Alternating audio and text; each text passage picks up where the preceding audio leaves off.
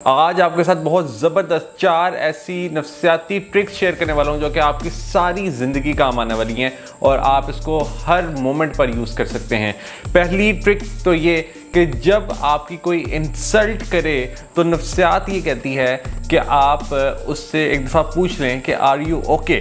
यानी जब आप उसको आर यू ओके कहेंगे तो दूसरा एक दफ़ा चौंक जाता है, स्टंड हो जाता है कि इसने तो मेरे से सवाल कर लिया और इसने उल्टा मुझे ही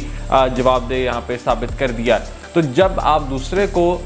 जवाब देने के लिए कटहरे में बुलाते हैं तो दूसरा एक दफ़ा से अपना कॉन्फिडेंस लूज़ कर देता है क्योंकि वो तैयार नहीं होता जवाब देने के लिए। वो तो बेसिकली चाह रहा होता है कि आप उसको जवाब दें, मगर जब आप उसको आर यू ओके कहते हैं तो दूसरा एक दफ़ा अपने ऊपर नज़र डालता है और एक दफ़ा देखता है कि आया मैंने कोई गलत बात तो नहीं कर दी, और फिर वो अपनी बात को रिकंसीडर करता है। दूसरी साइकोलॉजिकल ट्रिक ये है कि जब भी आपको लगे कि दूसरा इंसान आपके साथ झूठ बोल रहा है तो आप उसकी आंखों में देखें और कुछ भी मत बोलें, सिर्फ उसकी आंखों में देखते जाएं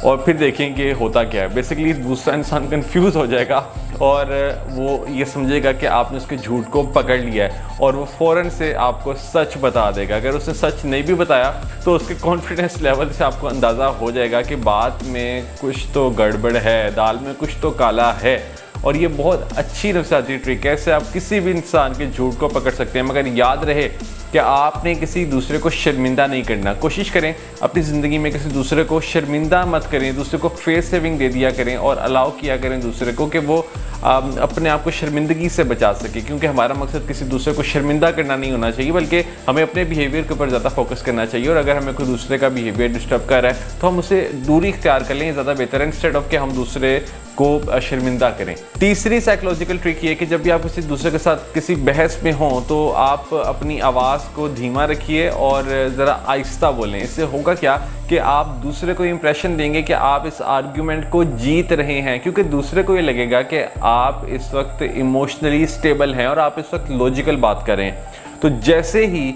आप धीमा बोलेंगे और अपने इमोशंस पर, अपनी लॉजिक पर, अपनी रैशनल थिंकिंग पर पूरा कंट्रोल रखेंगे तो डेफिनेटली एक बहुत अच्छा इंप्रेशन आप दूसरे पर डालने में कामयाब हो जाएंगे और यकीनन दूसरा इस बात से इम्प्रेस होगा और वो आपकी बात को वेटेज देगा। चौथी साइकोलॉजिकल ट्रिक ये कि आप जब भी किसी महफिल में हों जहाँ पे आपको लगे कि आपका कॉन्फिडेंस लेवल डाउन हो रहा है, या फिर अगर आप अकेले भी हैं इवन, तो तब भी अगर आपको लग रहा है कि आपका कॉन्फिडेंस लेवल उतना हाई नहीं है जितना होना चाहिए, तो एक दफ़ा अपने पोस्चर को देख लें कि आपका पोस्चर कैसा है। क्योंकि जिन लोगों का कॉन्फिडेंस लेवल लो होता है उनमें देखा ये गया है कि उनका पोस्चर सही नहीं होता, और अगर वो सिर्फ अपने पोस्चर को चेंज कर लें, दुरुस्त कर लें, तो उनका कॉन्फिडेंस लेवल यहाँ से यहाँ पहुँच सकता है। कॉन्फिडेंस लेवल को इंक्रीज़ करने के लिए एक अच्छा पोस्चर क्या होता है बता देता हूँ आपको। एक अच्छा पोस्चर ब्रॉड बॉडी लैंग्वेज वाला होता है, यानी जिसमें आपके शोल्डर्स ऐसे नहीं होते, आपके शोल्डर्स ऐसे ब्रॉड होते हैं, आपके हाथ ऐसे नहीं होते बल्कि आपके हाथ ओपन होते हैं और आपकी टांगों के दरमियान भी थोड़ी सी स्पेस ज़्यादा होती है। बहुत ज़्यादा स्पेस भी नहीं होनी चाहिए और बहुत कम भी नहीं होनी चाहिए, यानी एक